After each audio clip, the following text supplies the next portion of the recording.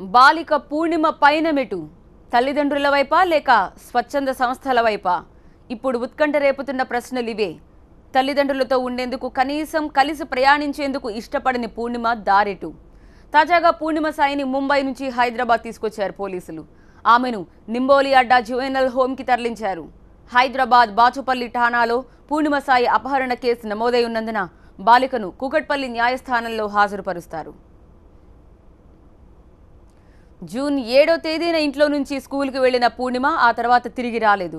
ఆందోళన చెందిన తల్లిదండ్రులు స్కూల్లో ఎంక్వైరీ చేశారు. అయితే ఆ రోజు స్కూల్కి రాలేదని యాజమాన్యం చెప్పడంతో తల్లిదండ్రులు పోలీసులకు ఫిర్యాదు చేశారు. కేసు నమోదు చేసిన పోలీసులు ప్రత్యేక బృందాలు ఏర్పాటు చేసి గాలింపు చర్యలు చేపట్టారు. ఎటువంటి ఆధారం లభించకపోవడంతో తల్లిదండ్రులు కన్నీరు మున్నీరయ్యారు. చివరకు ఆమెను ఆచూకీ ముంబైలో లభ్యమైంది.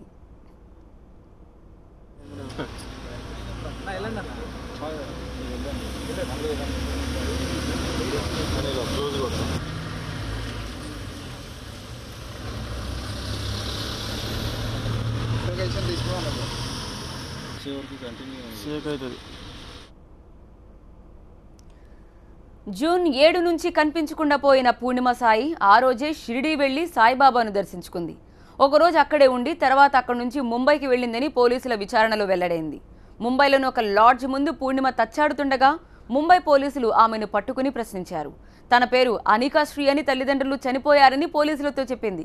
హైదరాబాద్లోని ఒక ఆశ్రమం నుంచి వచ్చానని చెప్పింది.